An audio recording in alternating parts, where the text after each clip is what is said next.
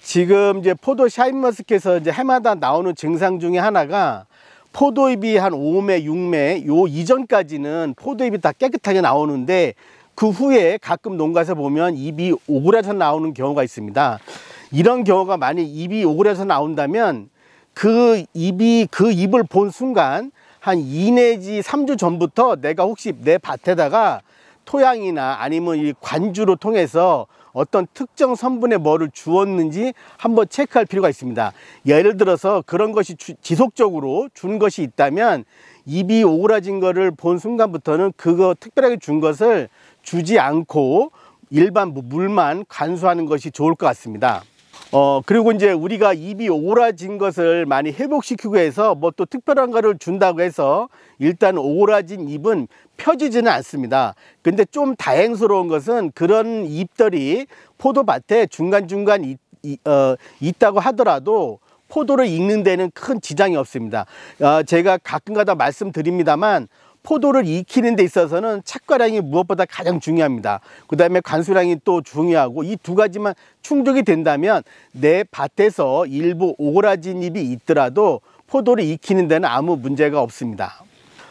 또한 이제 우리가 포도밭에서 이제 포도잎이 한 10매 또는 15매 정도 이렇게 약간 착색기 전에 성엽이 전부 되었을 때 일부 농가에 가보면 포도잎이 마치 그 바가지 모양으로 호박잎처럼 된 경우가 있습니다. 이런 경우를 보면 농가분들께서는 일반적으로 질소 과다로 판단하고 있습니다.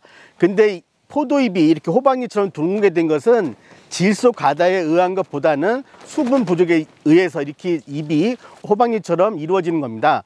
그 이유는 포도가 예를 들어서 내가 수분이 부족하다고 느끼면 포도잎의 뒷면에 있는 기공을 통해서 증산작용하는 것을 억제하고자 합니다. 그래서 그 기공의 표면적을 줄이기 위해서 이 수평으로 펴져 있는 포도잎을 바가지 모양으로 이렇게 웅크리는 겁니다. 그래서 증산량을 최대한 이제 줄이고자 하는 거고요. 우리가 쉽게 또 포도에 있어서 세포 안에 보면은 물이 있습니다. 그 물이 세포 벽 쪽으로 밀어내는 힘을 팽갑이라고 합니다. 우리가 수분이 부족하게 되면 팽압이 자연스럽게 떨어지게 됩니다. 그러면 이 팽압이 떨어짐으로써 우리가 포도잎 자체가 이렇게 아래쪽으로 휘거나 이렇게 호박잎처럼 둥글게 되거나 이런 모양이 이루어지기 때문에 우리가 지금 알고 있는 포도잎이 바가지 모양으로 둥글게 있는 것을 질소 과다에 의한 증상이라고 판단하지 마시고 내 밭에 수분이 부족하다는 하나의 지표로 삼으시면 좋을 것 같습니다. 그 박사님이 그 말씀하시는 그 부분이 그래서 그런 건지 한번 이제 제가 이제 몇 번 말씀드린 적이 있는데 포도잎이 수분이 충분하다면 적절하다면 포도잎이 항상 이렇게 절을 보고 있거든요. 근데 이제 포도잎이 수분이 부족하다는 느낌이 이게 점점 아래로 이렇게 쳐집니다. 근데 이렇게 바가지 모양으로 된 잎들은 보면 이렇게 둥글게도 되어 있지만 대부분 그 잎 끝은 전부 아래로 향하고 있습니다. 보면. 예.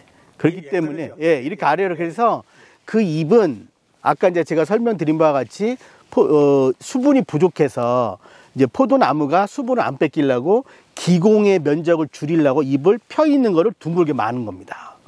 예, 그렇기 때문에 우리가 이렇게 바가지 모양으로 된 잎을 보고 질소가 많다고 판단하시면 오판일 가능성이 큽니다. 네, 그 말씀을 듣고 보니까 그런 것들이 그 수세가 약한 나무도 그렇게 그 현상이 오거든요. 잎이 뒤로 까지는 게.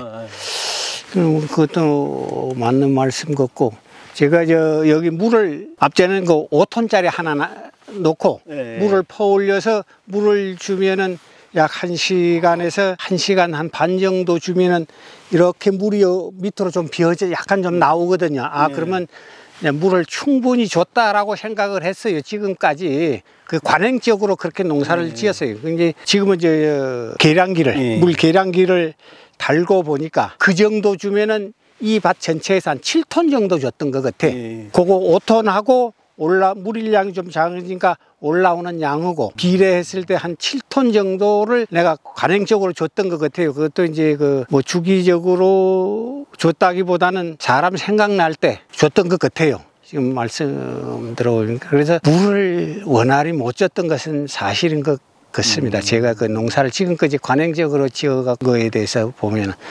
그리고 이제 물을 박사님 말씀대로 올해는 충분히 물을 공급을 해주고, 그래서 지금 여기 물도 저 통으로 올라가고 10톤짜리를 하나 더 넣고, 이렇게 해서 15톤에다 모다가 2개가 돌아가서 물을 퍼 올리니까 약 한 번 주면은 최소한 30톤은 거의 줄 수 있을 것 같아요. 그리고 이제 거기다 모자란 부분은 다시 오후에 다시 한번 추가해서 30톤이라면 10톤을 더 추가해서 이렇게 해서 주는 걸로 그렇게 한번 해서 데이터가 잘 나오는지 한번 보겠습니다.